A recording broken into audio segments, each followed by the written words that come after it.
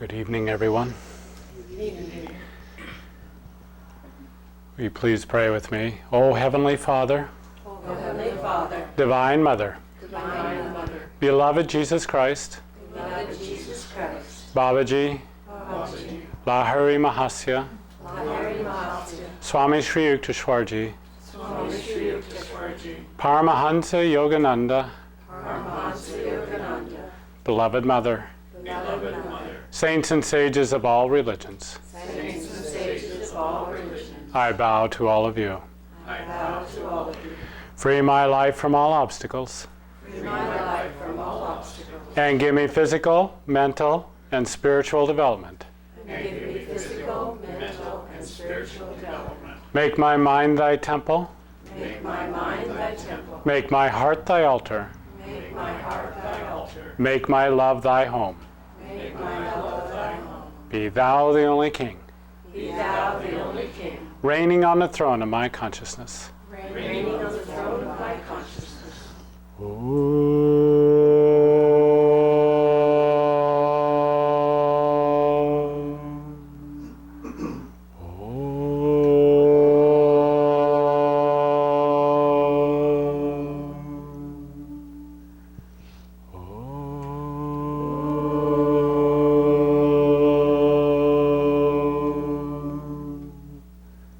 Peace, bliss, Amen.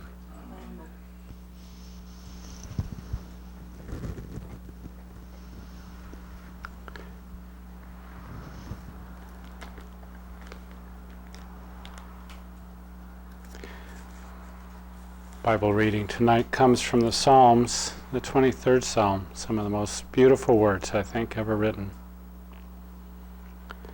The Lord is my shepherd, I shall not want. He maketh me to lie down in green pastures. He leadeth me beside the still waters. He restoreth my soul. He leadeth me in the paths of righteousness for his name's sake.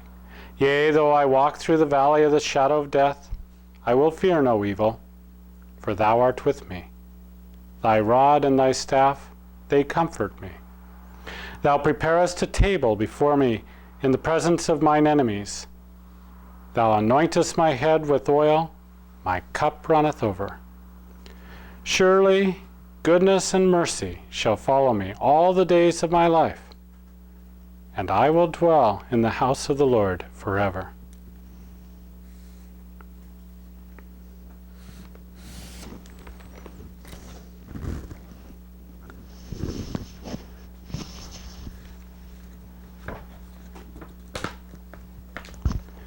Of course, yesterday we had this tremendous tragedy happen to us, to our country.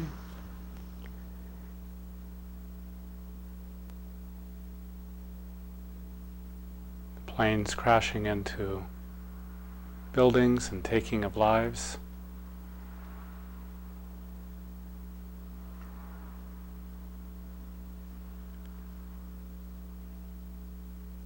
There are times that can shake the world, and I think this is one of them. I sent out an email and got several responses and got some lovely responses, and just of love and good wishes and all the rest of it.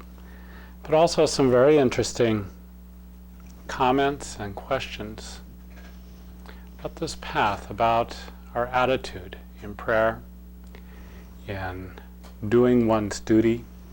And so I thought I would read the gist of the questions and some of my responses, and have some thoughts around this path and how to approach such things. This email comments that they liked my story about Mataji very much. Thought it was great when I first read it in the book, and again in your note to us. But I got into a little tangled up on forgiveness tonight.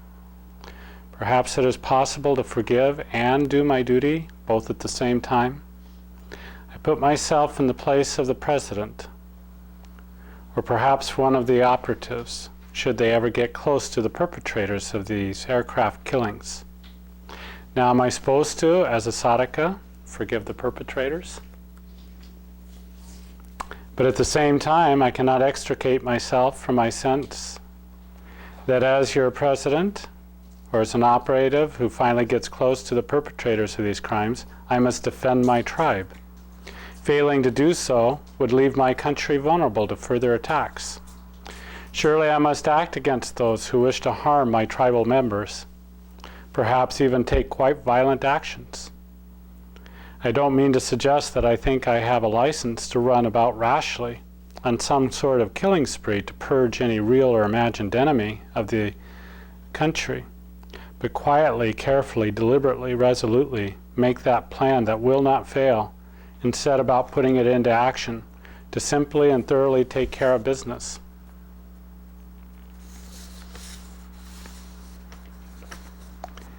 And so it brings up the question of doing one's dharma as president or as defender in charge of defending the country, or as a policeman or anybody else, somebody in the military.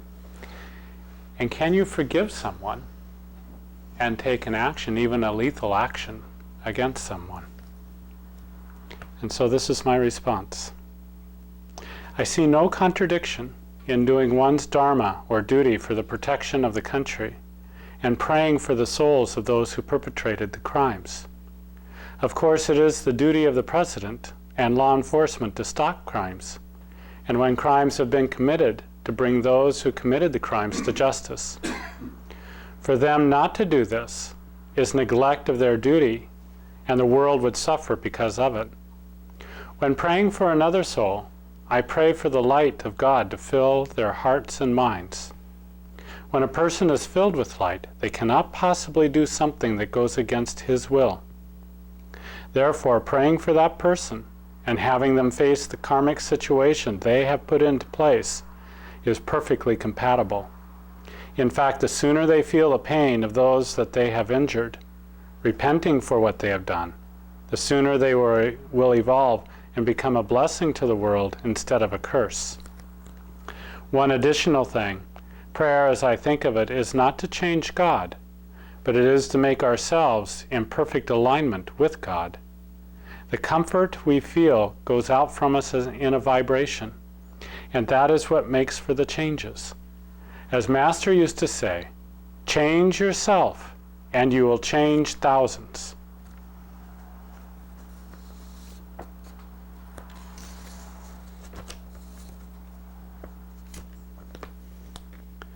Another question came as this individual was to join us in spirit in meditation last night.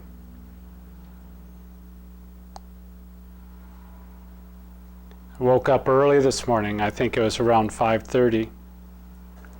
For the most part, my inner world was very much unsettled this morning, even before I noticed the news. I did a lot of clearing and charging to try to stabilize myself. It took 3 or 4 hours, and since then I've been in a relatively calm state. But this evening, as I thought about moving to my blanket to join you all in meditation, I felt a very distinct upliftment. Just thinking about moving to my blanket started the inner stirring.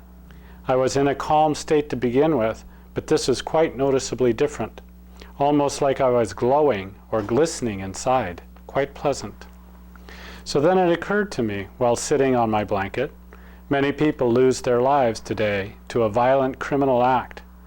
I agree to participate in a meditation with all of you, and I experience a noticeable inner perk. Chaos out there, the light within, seemed quite incongruous.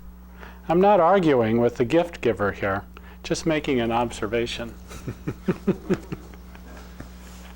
And my response was, yes, why not a perk? That spark of light is what the world is needing. So why not bring your part of God into the mix? There are plenty of people to feel the loss. It is God giving to you and through you the calm, uplifting, and even delightful feeling of the Comforter. After all, this is all His doing ultimately, and He has not wanted us to get into the snares of the play to the exclusion of Him. I am very glad you have made yourself available to the Giver of Light at a time when the world is definitely needing it. Thank you for sharing your part of God.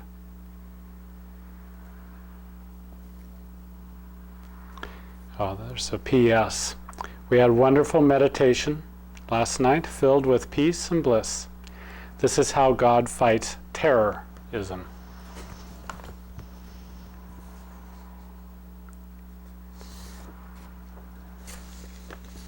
There are those times when we have extreme calm and even delight in the most trying of circumstances.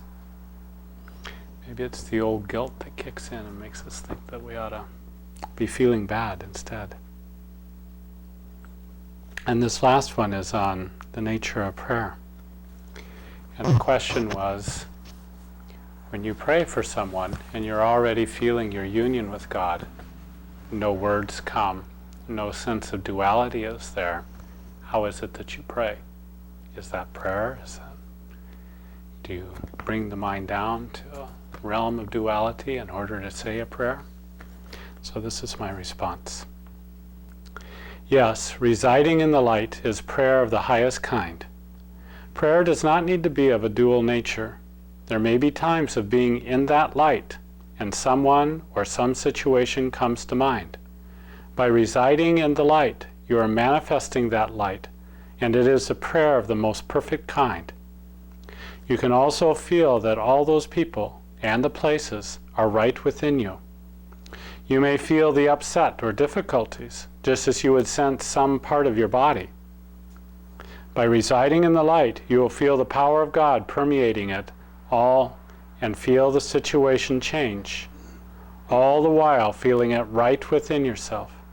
So you see, there are many ways to pray that do not fit into the standard definition of using words to ask for something.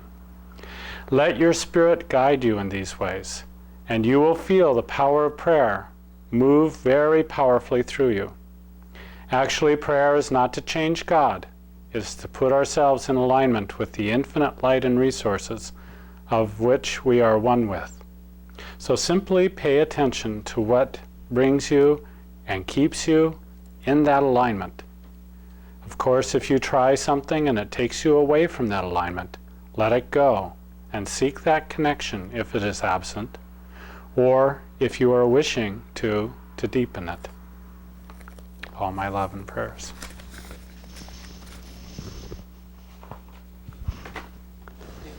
Mm-hmm. Can I tell you a story from Maybe about it? Mm-hmm. He was talking about dispassion and letting go of the fruit if you are called upon to do something difficult. And he used the example of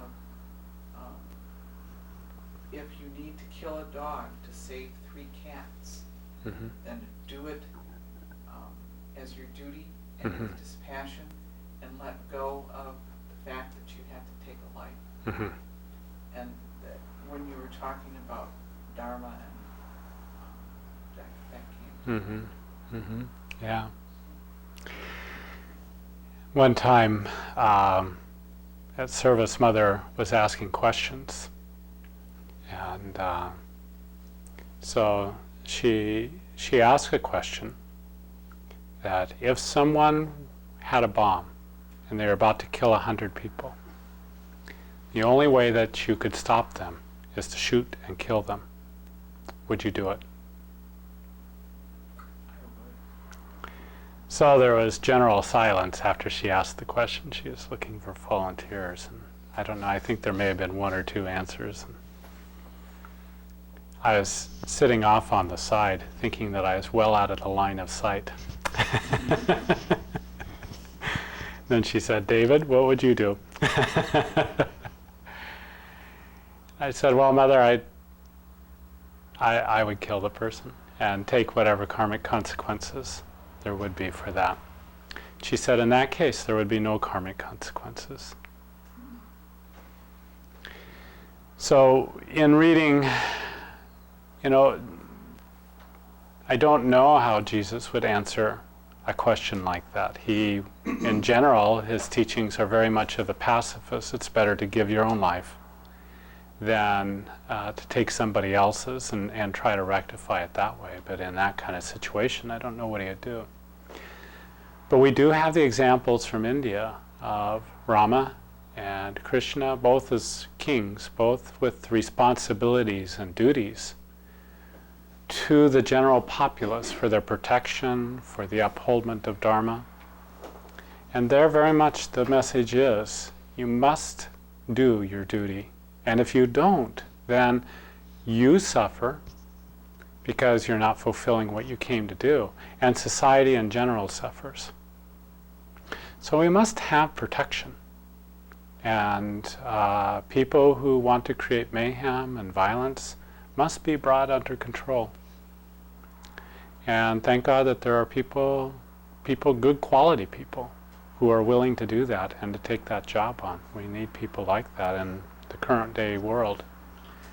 Do you remember that story about the Buddha, where he kills someone who's he knows is going to destroy 500 people? No. And the saying that came out of that is, if you meet the Buddha on the road, kill him.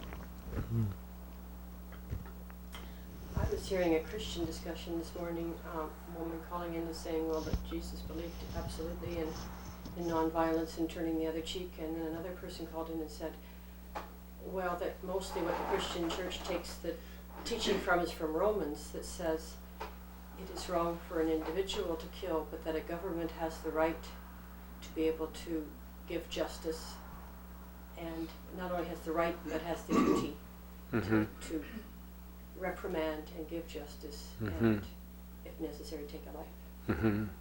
So they were making that distinction.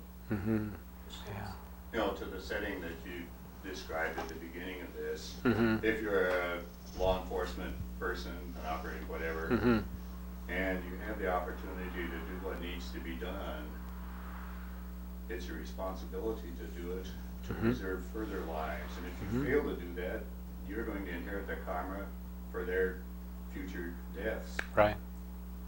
So you can't not do your duty. Right. What's missing in the story of Jesus is an explanation of what a person would do to save another, not yourself.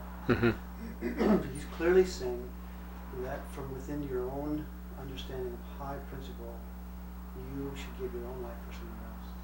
And you should sacrifice your own life. If, in the case that Mother gave, I don't think there is equivalent thing to the Bible in Jesus' teaching. He's telling you to turn your cheek and take both the embarrassment and the abuse. And he's not saying what is to be done in the other circumstances. To protect lives. Protect lives and Dharma. And so it's, probably there's enough other evidence of Jesus holding the position that you should do as your Dharma dictates. That maybe get guidance on that other side. Those words, sacrifice your own life, does it mean allow someone to kill you, or does it mean to set aside your own interests and do what is necessary to support another person? I don't remember the situation around which that was Jesus asked. doesn't push it to the point of death, does he? Well, he does in his own case. He's the Lamb of innocence, and he offers up his own life for the sake of others. Greater love has no man but that he lays down his life for another man. So he does gives it in that respect of sacrificing yourself for somebody else, but he doesn't say what to do if in the circumstance Mother gave you. Right. But all the other religious teachings in Judeo-Christian say that human life is valuable, and your own life is more valuable than a madman's life who's going to kill a bunch of people. I don't know if that's direct Christian. And how does that then align with forgiving another person? In my note that I sent out, talked about forgiving these people who are perpetrators of these crimes. And I think tied up in the idea of forgiveness oftentimes is a permission. There's this link that if I forgive you, what I'm saying is what you did is all right. And to make a separation there and say, I can pray for your soul. I can see you filled with light and want the best for you, and not be giving permission for what you've done. That's not forgiveness, though. That's something different. I think it's not forgiveness, it's something different. You pray for their soul. You don't have to forgive their act. Their act is wrong. It's wrong. I don't forgive you. I wouldn't forgive those men that act. I can pray for their eventual soul, and that next lifetime they come back and they've paid their karmic debt and that they go towards the light. But we don't have to forgive them. I don't think. I think we do have to forgive. I think we always have to forgive. If we don't forgive, it's like a ball and chain weighing us down. I think that's been a misunderstanding of forgiveness, and I've been listening to some Jewish teachings on that it's a misunderstanding of forgiveness. You don't have to condone the sin to forgive the sinner. Well, I don't know that you even have to forgive the sinner. I think that you have to let go of your attachment and the hatred, but you don't have to say. I mean, God can forgive. Inevitably, God does forgive by allowing that person to work the karma off. I would differ with you in that the letting go is the forgiveness. No, I don't think so. But that's just my new understanding of that. Yeah, that word. forgiveness does not mean permission. And it does not mean saying, if you do some wrong to me, and I say, at some point I'm able to let that go, and say, that is forgiveness. Now, let's say that you steal something from me. In my forgiving you, I'm not saying it's all right that you stole from me, but I'm letting go of whatever resentment or whatever I might be holding towards you. That is the forgiveness, that letting go. I think it's just what this person was arguing is that the definition of forgiveness has gotten kind of slightly changed. So it wasn't that person's understanding anymore that was forgiveness. Well, I'm just giving my Your definition of down. forgiveness. Yeah, and I think that's, Otherwise, what is forgiveness? Forgiveness does not mean condoning wrong. What would be forgiveness then? What are you doing? What Christ is doing, but that is somehow or other of washing the sins. And I don't know that we can do that. Do you think that when people were nailing him to the cross, he was saying it's all right to nail somebody to a cross? Of course not. So, but he was forgiving them. So what was he doing? I'm thinking he can. I'm not sure that I can. But what was he doing? When he said, Father, In other forgive words, them because yes. they know not what they do. When he said forgive them, what was he doing? Well, in a sense, he was.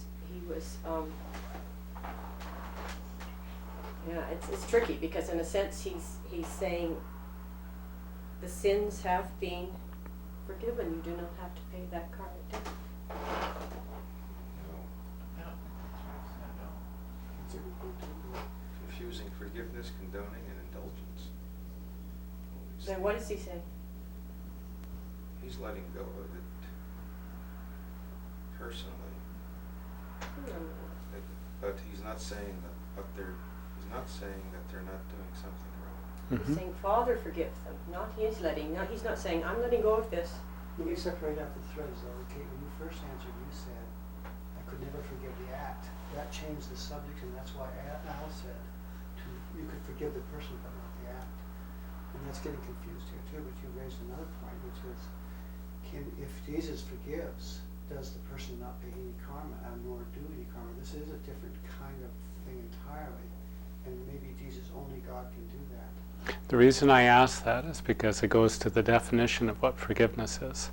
What is he What is he saying when he says, Father, forgive them? The act versus the person. What is... Clearly the person. He's even asking a blessing for them. But Kate By connecting it with God, he's giving them a blessing. she's raising another point, which is that Jesus has the power to forgive sins. You see, in a way. In the Christian. But is that different than us? Well, yeah, it's a good question. Isn't he setting the pattern for all mankind? Can I forgive somebody a sin? Somebody steals something from me and I say, I forgive you. Mm-hmm. Do they not have to pay a karmic debt now because I say I've forgiven them? They still have to pay that karmic debt. Doesn't matter whether I Jesus forgive argued that the Son of Man had the power to forgive sins. It was a radical teaching then, it is today. them. Well, I guess it depends on whether one believes at that point he's thinking of himself as, the complete Son of God, or whether it's just being Mhm. said as the Son of Man. Sounds to me like the Son of Man means any of us can, even before we achieve that. Well, Because that whole thing is symbolic. Mm-hmm. I have another question about forgiveness. In praying for their souls, Mhm. we are helping bring light into their lives Mhm. also. So, would forgiving them have the same kind of correlation? Helping the light into their souls? I think so. Let's take whoever these people are who are doing this. I'm praying for the people who lost their lives. I'm praying for the people who've been hurt and injured and scared, and praying for the families. And I'm praying for these individuals who perpetrated the crime. What am I doing when I'm praying for them? For me, I would like to see them filled with that light. Because being filled with that light, my belief is they would find repulsion in what they did. They can't. The light and the darkness can't exist together, coexist. So by that light coming up in them, it changes them. And that's what I want. If I'm operating out of revenge, I want them to suffer because they created suffering. Very natural human response. But by transcending what they did and going directly into their soul, I'm just setting that aside. I'm saying justice should be served, and there are people to carry that out. But as an individual, and especially from a distance, and it's not my duty to kind of search them out and bring them to justice. I can best serve them by seeing the light. And my definition of forgiveness is letting go. I let go of my anger, my hatred, my resentment, whatever is separating me from you, I let that go. And I'm setting aside the act. That's not what I'm focusing on. I'm going to that person. Seeing it the way I see it is just the whole thing is God carried the whole thing out. Mm-hmm. And so the act, in an earthly sense, was evil, Mm-hmm. but God was behind it all. So Mm-hmm. forgiving the soul and saying thanks for helping out, pacing Yeah. in the whole charade. Yeah. Mother talked about it there's two different ways of looking at things. And one is from the human perspective and one is from the divine perspective. And sometimes there's confusion because you get people who are dealing on two different levels and this idea of it's all God and everything is God and nothing lies outside the province of God. Therefore God was in charge of this whole activity, everything that happened. And that's the divine perspective. There's nothing but divine. And we exist both as divine and as human. From a human perspective, we can say, that was wrong. And it created suffering, and it created pain, and we can condemn it and say that that was absolutely wrong. Mother was of the state that she could hold both at the same time, perfectly. And people have varying abilities, and God moves through you in different ways. Sometimes you're lifted up and you just see it all as God's play. People are making entrances, people are making exits. Here's this play going on, and it's all God. And it's equally legitimate to take a look at it and from a human perspective and say, this is repulsive. This is not of the light. And this is duality of light and darkness. Yeah, but it's very legitimate to look at it and say, this is all God. The other thing is too that, like Khalil Gibran asked in one place in his book, who is more guilty, the murderer or the murdered? Mm-hmm. Karma. Mm-hmm. And you know, one I think should pray for everybody involved in something like that, because they are our brothers and sisters after all, no matter how rotten their actions. But and if somebody's injured or whatever, we should bust our fanny to help them, rescue them, Yeah. whatever needs done. And as I said here, my viewpoint is prayer is not so much to change God. God's always beaming out to us. Goodness, light, radiance, everything. Do we really think by us saying, God, I want you to be more light, that God manifests more light? But I think we turn into both a receiver and a sender. And through prayer, we align ourselves with that light, and we become a channel, or we become a sender of that light. So it changes us, our own attitude. And I think that's where forgiveness comes in, is that forgiveness in letting go of our own darker nature that's reacting to something. We then begin to manifest that light. We come into a state of peace, even delight. I'm not saying that I don't think on that higher level. I'm talking just in terms of definition of words.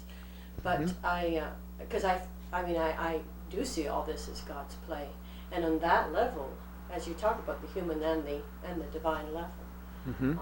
on the human level, I think it's sometimes so important to understand what we're saying in our words. And I'm just saying that I have been hearing these different definitions sometimes of now forgiveness and what exactly does it mean. So I'm still trying to figure it out in my own mind. But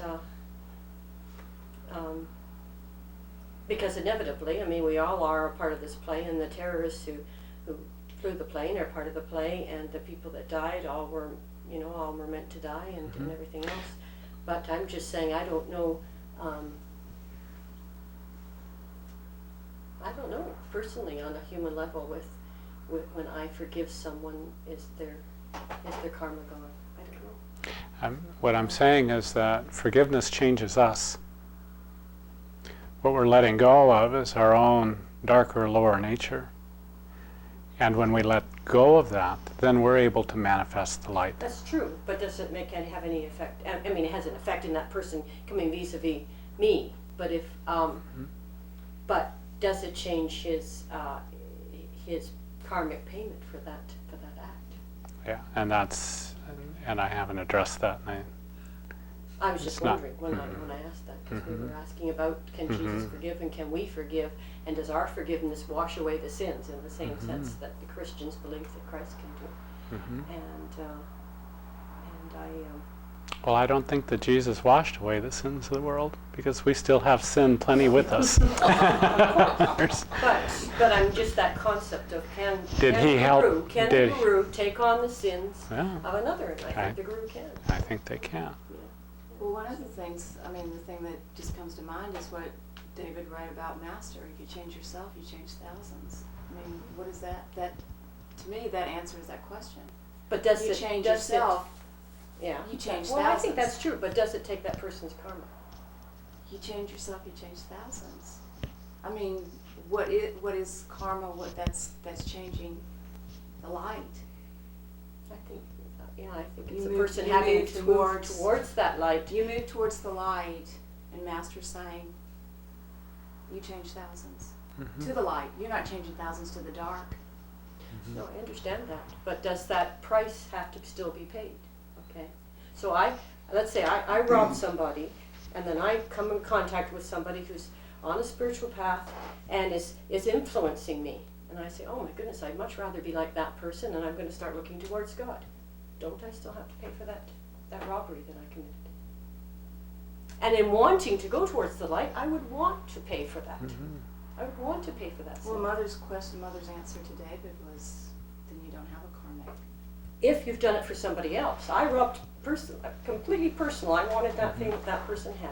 I need to pay for that. And I will pay for that if I'm going towards the light. What's all this karma we're all working off? I came in contact with Mother. Would I have any more karma if I didn't have things to work off in my own life? It's a fascinating question, and it's much of what the rabbis and the Sadducees had a big time problem with Jesus around. Who are you? Only God can forgive. And you're saying that you can forgive? You're putting yourself equal to God. And here you are, a man. He was equal to God. He and his Father were one. And something else that Mother said But that was a very big sticking point, that exact question. Mother did take on karma, tons of my karma, but I'm on this earthly body. I'm not God realized. I obviously am working out karma that I accrued in the past, that I need to work off, that I want to work off as a spiritual person wanting to go to God. Should I give it to this person or give it to that person? I need to work that off, and that's part of what I'm doing. And by somebody showing me the light, it doesn't make it disappear. It can make it go faster because I'm focused on that path. But I think I still have to pay for it. Master said in his 2-volume thing on the Gita, there's one place in there, we were talking about that one time, Dave, and he says that a person on the spiritual path can, through meditation, I don't remember how he phrased it, but the thought it left me with is that one can wind up paying less karma or less severe karma. Of course. And that's got to be for real because I'm still alive today. Oh, I think so, and it I'm can serious. move faster. I'm just saying that we still have our, whatever is allotted to us and whatever our guru did not take. Well, sure. We still have to do that. something that Mother says that she says resist not evil. And this goes back to forgiving versus not forgiving. When every thought, word, and deed carries its own vibration, and when you send that out, it's sent out into the world. It has an effect whether you are aware of it or not. And if you refuse to forgive, and when you think of someone, you feel bitterness or hatred or anger or whatever, you are sending that to that person. And instead of them receiving light, they're receiving more darkness. And if you are able to let go of that and hold them in your heart with light and with love and with forgiveness, that's what they're going to receive, whether they're conscious of it or not. And that's, every time a human is able to do that, we're chipping away at the darkness. And I think that's really important to be able to do that and to not feed don't feed darkness. And what's, of course, very challenging for any sadhaka is to be involved in a manhunt, or, these policemen who are going after these people, or the army, or whoever it is, the president who's organizing this. And can you hold forgiveness for the individual and still bring them to justice and say, I need to fulfill my dharma here? Bhishma asks Duryodhana, Karna says, can you fight without anger? And their noble kind of truth around that is you engage, you do what you're supposed to do, but you do it without attachment, you do it without anger. I think as mentioned in here, you take care of business. And that's like the highest that a loving parent can be when you have to deal with your wayward child. And there's a real detachment that can come when you Mhm. are called out to Mhm. your duty. Mm-hmm. Yeah. So that was the question, and I think that it is possible. In fact, we're called upon to do it that way. But that's a tremendous mental discipline, It is. because you also want to get them. If you think you're helping the tribe, the Mhm. group, those terrorists thought they were doing a good deed. Mm-hmm. Is there karma? Even though we If they're sincere, would they be not reaping karma because they really truly believed and felt they were doing the will of God? Yeah. Yeah. And that reaches into the heart of a man. I have a difficult time connecting with making an attack on civilians who Yeah. were just caring about their business as a military, strike. That's difficult. But one idea that I thought of was that if we had an opportunity with Hitler, say, in the early days, to put a bomb into some eatery where he and his cronies were having lunch and just cut that business off before it got started, would we do it? Yeah. And those are, from that small perspective, those are innocent victims there. There's another perspective to this too, though, using the Hitler example. There is such a thing as interfering with karma that people have got to pay off, namely his victims or whatever. Mm-hmm. And so I think it can take on a burden for that unless you're real sure what you're doing, that you're really guided to it inside. Yeah. It's not all that clear cut. That's where ultimately you have to become clear Yes. inside. And that's also where forgiveness helps, is letting go of the anger and our own internal darkness so we can have that clarity to know what to do. To have that connection, that inner connection.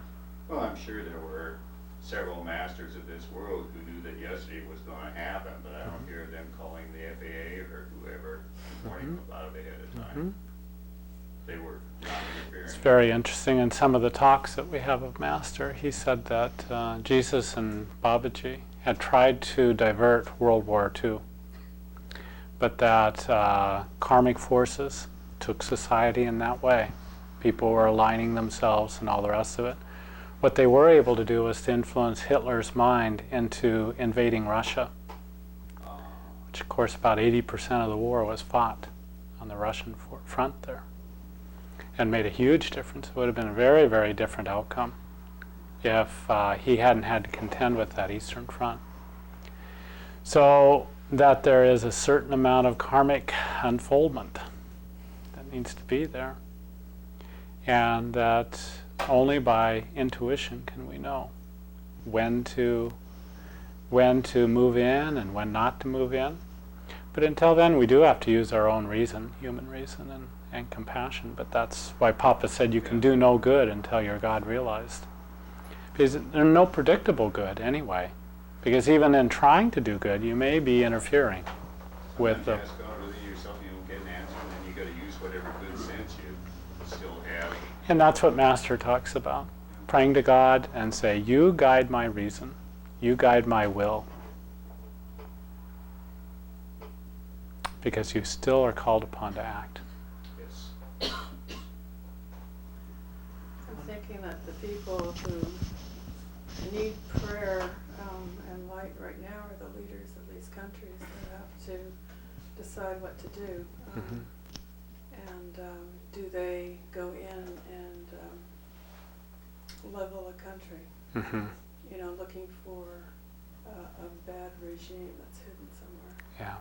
So it's going to be quite a lot of decisions that are going to be made, and hopefully in the light. Yes.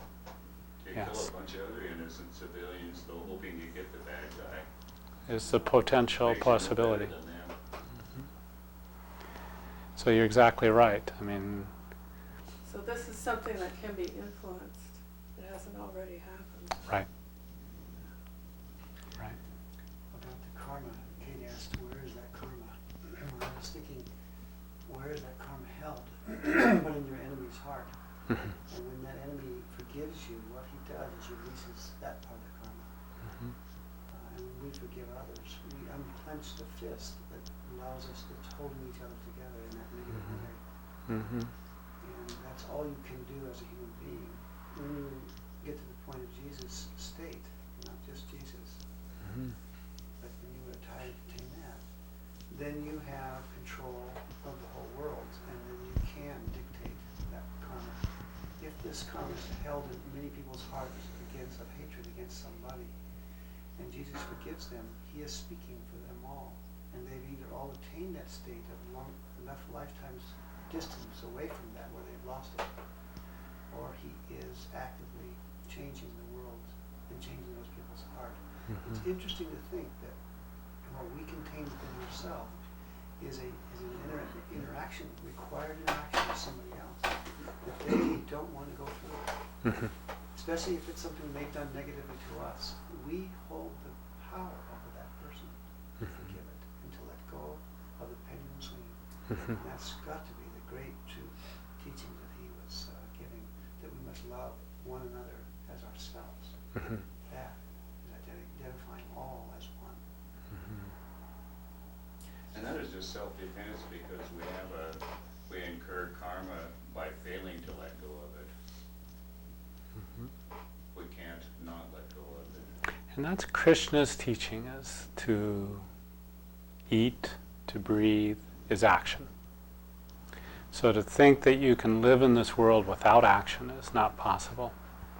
So you have to act. You have to act. And that's where the story of Dharma comes in. We have to act according to our own highest light, however that guides us. And if these terrorists, as you were saying, Treva, are acting according to their highest light, there's a lot of people who've been involved in war. There's a lot talked about World War II. There's a lot of people who did a lot of killing on what we call the good guys' side. But they're the good guys because we think we're the good guys. So there's a lot of actions. There are German soldiers too who were just doing their duty, who weren't politically motivated. They were being asked to do something and they responded. And I think that's where getting into absolutes is difficult. You have to be able to look into the heart of an individual. And if you fail to do what you need to do, you will be given the opportunity over and over again until you get it. I think these people, terrorists or whoever, may believe they're doing something great according to their lights, but one can have a deluded belief in things that's incorrect. The fact that they think something doesn't necessarily place them in harmony with God or creation. But there is a difference between a sincere error and somebody who's out in cruelty, and they know what they're doing and they want to do it. The motive is different. Mm-hmm. I think in the case of following Christ's teaching, and this is, and turning the other cheek, I think is that we as a nation cannot, if, whoever these people are, the actual terrorists, we don't know yet. The fact that certain people in certain countries were cheering when the buildings were coming down and people were dying, I think that's the thing that we can turn the other cheek on, is not to say that if our country decides to retaliate to some country and many people are killed, is not to stand and cheer because all those innocent people are dying, and to be higher minded and to turn the other cheek in that respect. And while we can wish for justice to the perpetrators, not be cheering when a whole people are wiped out innocently, because that's wrong, and that's where people can hold that anger and hold that hatred. The Hatfield and the McCoys that just go on for generations. And so it's a different thing to wish for for justice than it is to have that revenge and that hatred. Yeah. Those people are taught that when they die in that manner, they immediately go to Muslim heaven. Mm-hmm. I don't think that's what happens, but that's what they believe. Mm-hmm. And I think you have to leave out the word innocent victims. There's none of us are innocent. People who have not, I mean, no, it's true. I mean, it's a karmic, as you say, it's a karmic thing. But I'm saying no matter how guilty, we are in that respect, I can't think that we would jump up and down and cheer when a building is coming down and killing these people that haven't overtly gone over and killed somebody else. Mm-hmm. And we shouldn't even cheer if it's somebody being killed that is guilty. We should just look at it in a dispassionate way and say justice was done, but not say we are so glad that they died in a horrible death. But isn't it fascinating to think that each one of those people could have had a different day yesterday if they had forgiven, if they had followed the true light, the way out that Jesus teaches. If they had, because clearly they had a karmic connection with these people who killed them. But isn't it fascinating to think that if they had an epiphany and they realized, whether they understood it or not, they realized that Jesus was right, and they had attained a higher state of consciousness where they didn't have karma they were holding for others, not just their own, because that interaction is what karma is all about anyway, that they could have walked away from that just hours before. They could have been someplace else. Mm-hmm. And that each of us... And some did. And Some did. I mean, some left the every story is building. like that. And some Mhm. people walked into the building on a Mhm. day that they never were going to. They interviewed a man who said, I was getting to work, but I was late. Mhm. And it came down before I got there. Mhm. He said, isn't it strange how But if he had things... attained something just in the previous life, and we listened to Jesus' teachings and understood them to the extent that he did, Mhm. Krishna's teachings, that he followed them. Each time we do good, we benefit ourselves and others. Mhm. Yeah, we can move back and forth between this human and the divine. And from a human standpoint, we can say that these people were innocent in the sense that they were just carrying on their lives. They weren't actively going and creating harm for somebody else. But you stand back and you see this larger picture, and you see that these are complex interactions going on. And that ultimately, I go back to this television show that I saw one time of The Making of Gandhi. And if you saw the movie, there's just a heart-rending scene there where there's a peaceful gathering of civilians, and the military comes in, and they line up, and they just start firing into these women, children, everybody getting mowed down. So in this television show about the making of the movie of Gandhi, they showed that scene being set up and then being carried out. As soon as the scene was over, cut. Okay, everybody got up, walked over. Here's the British soldiers and here's the Indians with blood on them. And they sit down to these big tables and eat lunch. And they're laughing and, carrying on. And I thought, what a wonderful analogy for this play that we're all involved in. And none of those actors, if you ask them, if this situation were being carried out, would you think that the British were right? None of them would say, oh yeah, we think that that's the right thing to do. And yet they held no malice towards one another by the time they sat down and got out of role and were eating lunch all together. And I thought, in this play, this colossal play that we have going on here, we are both engaged in it, we're a part of it, we feel the feelings that are connected with it, and yet we stand apart from it. Ideally, that's how God wanted us to live this life. He wanted us to have that little bit of separation. But he also doesn't want us non-actors. He doesn't want us not involved. So how we stay engaged, how we stay connected, and how we stay separate, and keep that higher perspective, and so that we are not autonomans, or we're not numb to everything that goes on around us. None of the, if we look at the lives of the masters and the saints, they're not standing back, totally removed from everything.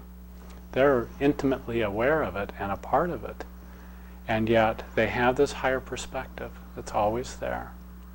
And I think that's sometimes a little bit of the danger of so-called New Age teachings, in that you have the higher perspective, but they fail to see that sometimes, as you are an actor on the stage, and as the actor on the stage, you have the rules of that stage environment. And so that when you see evil, and you can call it evil when you're on that dualistic plane, come towards you, you have to say no. Yeah. You might know, oh, this is all your play, God, and oh, those people have karmic. But this person needs to be stopped. You say no. Yeah. And that's, I think, when sometimes this philosophy gets a little mixed up, is that then people can kind of sit back and say, oh well, you know, it's all a play, it's God's karma, it's this, I wouldn't want to get myself involved in that because I'm above this. And that's where we really have to be aware constantly, don't we, that we are in this both levels, that Krishna went into that battle and he fought those people, and Jesus went into the temple and threw those moneylenders out. Yeah. He didn't say, oh gee guys, I know. Yeah. The church is doing what you do, you know. Because they are the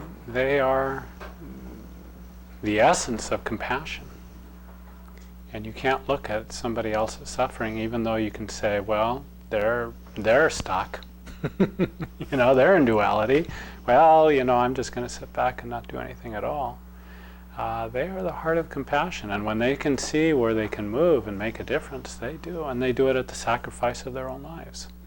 They throw themselves into it completely. You cannot say that Jesus was not passionate. And so we live life with passion, and yet we have that separation. And we are both human and divine. And this is one of the great teachings of Mother, and she brings that out more than any other master that I know. That we're both human and we're divine. And as Mother would say, she would cry, she would feel things. She's not totally out of the picture. She was a human being and she felt life. And she was passionate about life. And she was fully one with God. Yeah. She was complete. And that's why Jesus could throw the moneylenders out, and at the end of it all, Father, forgive them, and know not what they do. Yeah. Yeah. So this is this letter here of, can, you know, as president or as person who goes after these people, how does that fit with forgiveness? And to me, there's no contradiction. That we can have that dispassion, that impersonal life, and still fully engage with life. David, is there a difference between the president saying we need to defend our nation, and you mentioned that was, you know, that's okay, that's the good part of it, defending our nation and doing what's right in the rest of the world. But what about if they're doing it purely for vengeance? They said, you know, you came after us, you killed our people, we want you dead. Plain and simple, we just want you dead, we hate you. And then, you know, it's completely different. Then I think they're dwelling in a kind of their own personal darkness, and they're creating it. And of course, we talked about with the Hatfield and the McCoy, you know, you perpetuate things that way. And still you cannot hold back from action. And certainly some people, if they did some military action, there's going to be some people involved who are just out for vengeance. They're going to be angry, they're going to be mad, they want to blacken somebody else's eye and bloody their nose, and they're going to do it. When it comes to individual freedom, the people who can engage with that and stay impersonal and keep that detachment and still act and say, this is justice, and it's the right thing to do, and we know it's the right thing to do, then I think they can stand free. They're the ones who can kill that bomber who's going to kill 100 people and not incur karma from it. It's the difference. because they haven't darkened their heart. Considerates and knowing why you're doing it. Right. So in the sense of, I'm still playing with the word forgiveness. Let's take our president. Mm-hmm. He has this act that has gone against the country. He knows that he has to act in some ways. Mm-hmm. So if he forgave them, Mm-hmm. would he act still? Mm-hmm. Absolutely. That's my whole point. The two are not contradictory.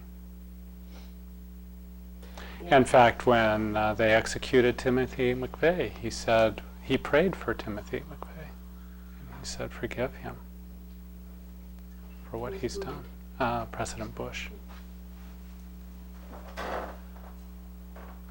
Not an easy person. I mean, he may have not had a lot of fans around that because there's a lot of people angry about that and they want their pound of justice. They want their pound of flesh. Jesus, it's perfectly human to want an eye for an eye and a tooth for a tooth. But Jesus, his teachings was something else. And so was the Buddha's. And he says you transcend that. So And it's kind of, unless you're on the level of Mahatma Gandhi, who, as he was dying, said Rama, Rama, Ram, Rama, Ram. Forgiving his assassin. For the rest of us, it takes time to forgive. Mm-hmm. Bush is not going to be forgiving by tomorrow. well, we don't know. Yeah. We don't know what. That's the inner heart of a man, and who can say? But you're right. Forgiveness oftentimes is not. I mean, you don't stop yourself in mid-action sometimes and say, "Okay, I'm gonna forgive it." It's somebody like Gandhi. I mean, that's a signal of his inner perfection. Ram, Ram, Ram, as bullets are going into his body and he's sinking to the ground.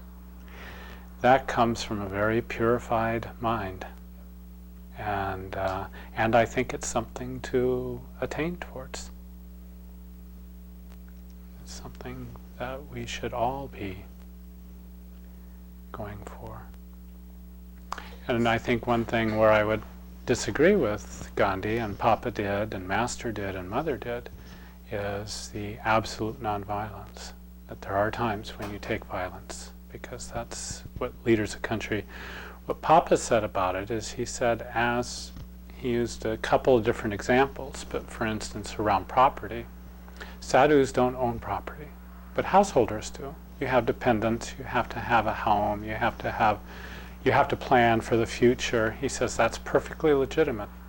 But when it comes to sadhus, they don't do that. And I think that's a reasonable distinction. And maybe one that Jesus might agree with too, I don't know. And he never spoke directly to it, so we don't know exactly what he'd say. But that there are those whose business it is to forgive, to be praying for the world, and they're not going to be the ones who are going to be taking military actions. That's the inherent danger of an absolutist. Yeah. Is that, nothing is, there are exceptions to everything. Yeah.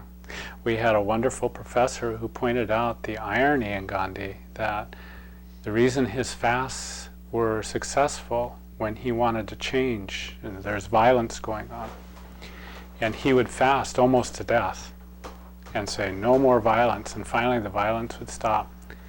He said implicit in his death would be massive violence, and that was the blackmail that got everybody to calm down and quit creating violence. You can't separate it out. His was a threat of violence. First he was doing violence to his own body by killing it slowly, and he was having this monumental threat of violence in the society itself. Interesting paradox. Can't escape it. And that's where you get, if you just get wedded to one side of the equation, you run into that paradox eventually. The Bible says that Vishnu, the great preserver, destroys the enemies of people he's trying to preserve. And that's his sign of the dual There's no way.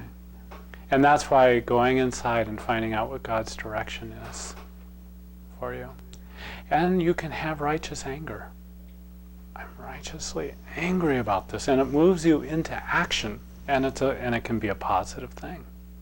If you think about trying to actively go hunting after someone, think of racing after someone to shoot them. Mm-hmm. And this is your dharma, as we talked about. It's one thing to think of it clinically, it's another to think of what it takes to run your fastest run. Mm-hmm. Because if you don't have your heart in it, you won't quite get it.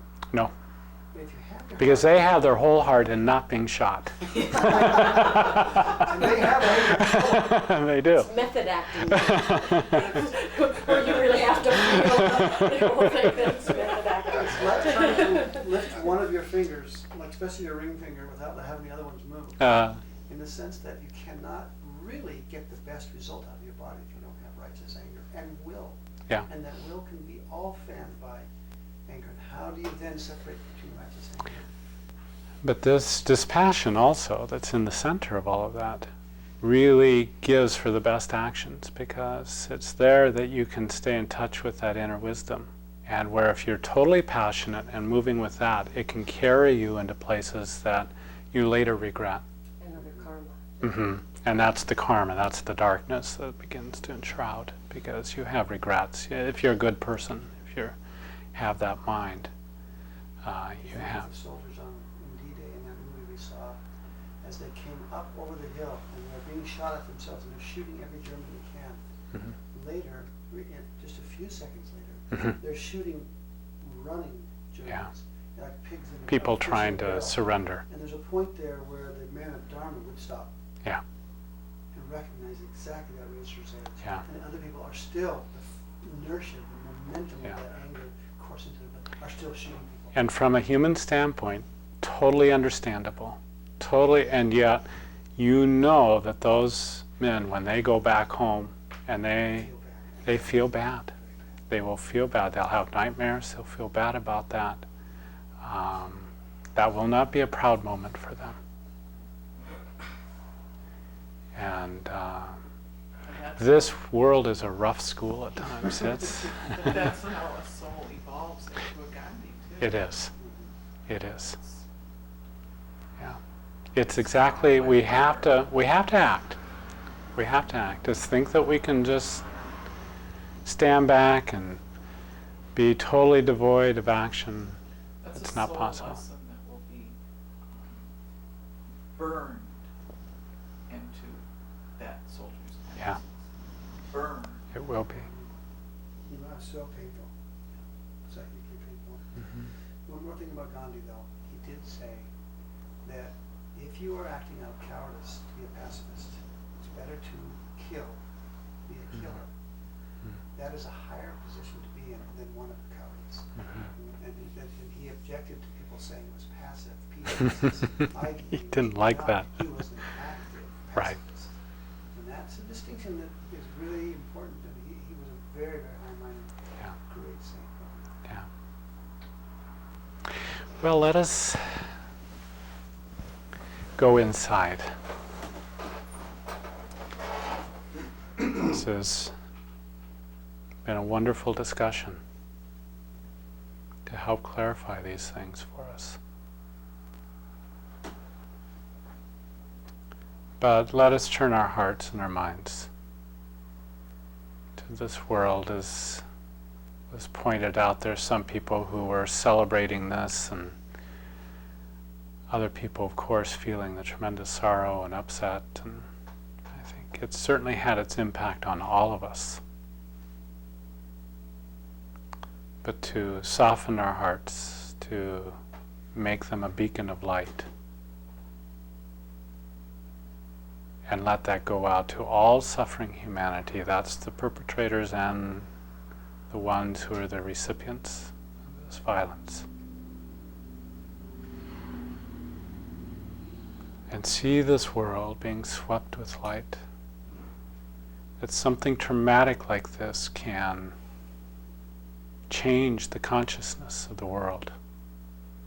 One of the things that came very powerfully to me, and I don't know the whole of it, But Mother talked about in her visions that she had during her crucifixion of planes crashing, people dying. And somehow it came to my mind that this is connected with those times that she had seen. I think it's a time that will stand out in history.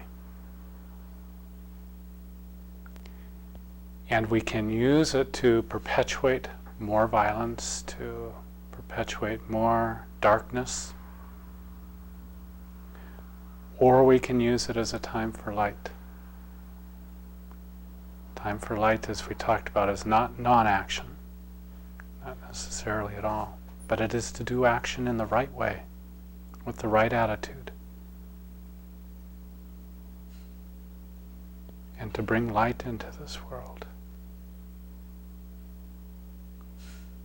Certainly it must be thought that people who act this way are acting out of tremendous sense of pain and frustration themselves.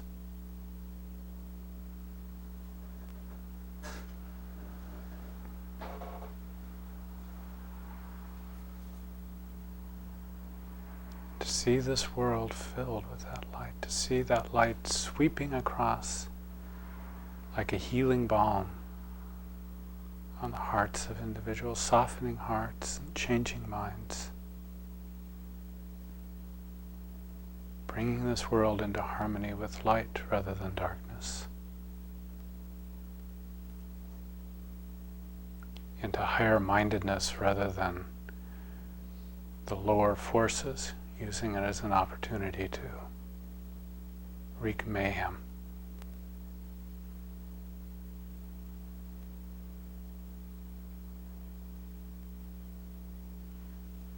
And to sense, to feel, and to see the upliftment of all mankind.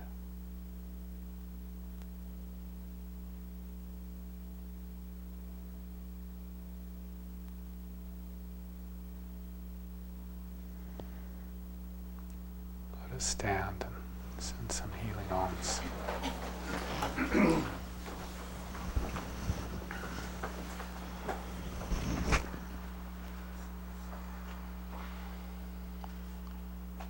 Dear God, and all the great masters that are helping this world, all sincere souls who are beacons of light,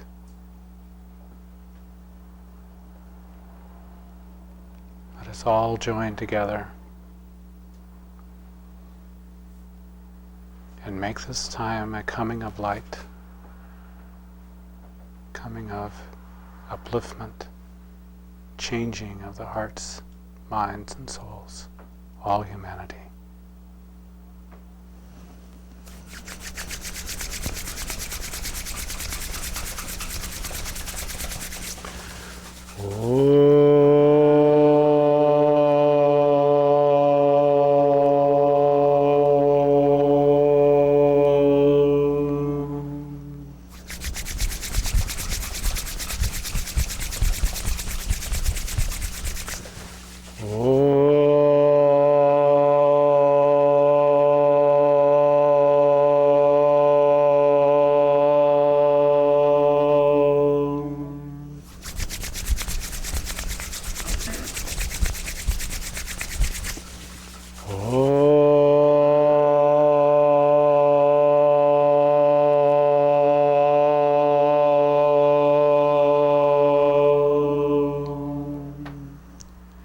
Peace, bliss, Amen.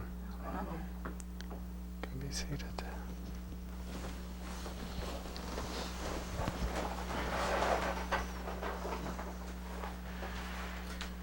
O Heavenly Father, O Heavenly Father, Divine Mother, Divine Mother, I feel the wonder and the beauty I feel the wonder and the beauty of Thy glorious presence of Thy glorious presence in every part of my being. in every part of my being. My heart is bursting with my love for Thee. My heart is bursting with my love for Thee. I kneel in adoration at Thy feet I kneel in adoration at Thy feet and surrender myself to Thee. and surrender myself to Thee. I feel the power of thy perfection, I feel the power of thy perfection, surging in every cell of my body. surging in every cell of my body. My mind and my intelligence My mind and my intelligence are radiant with thy healing light. are radiant with thy healing light. My soul is filled with the ecstasy and bliss My soul is filled with the ecstasy and bliss of my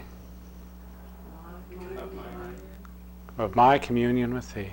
my communion with thee. I and my Father are one. I and my Father are one. Blessed Spirit, I am He. Blessed Spirit, I am He.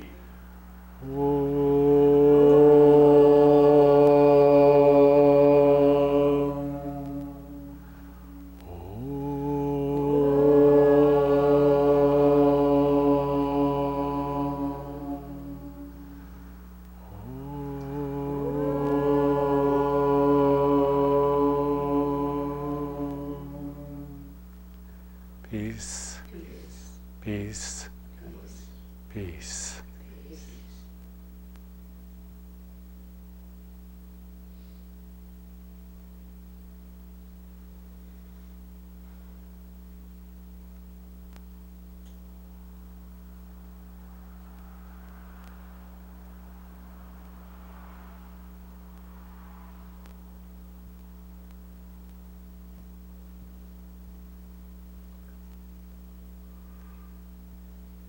Please let us keep Honor's mother, who passed away a few hours before the longings occurred, pains, and keep Honor also in our thoughts. Thank you. And also Laura's father, who's having a setback.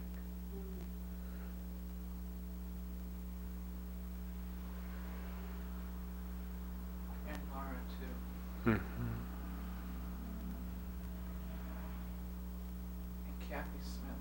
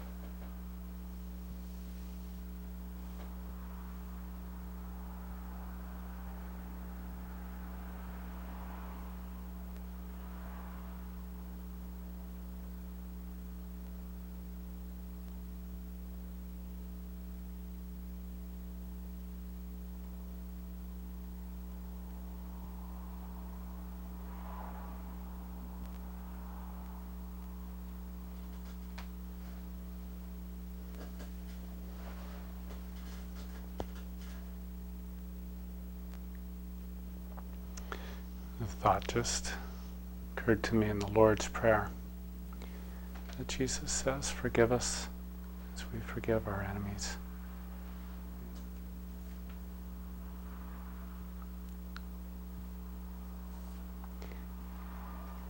And I think it reflects a principle, actually, that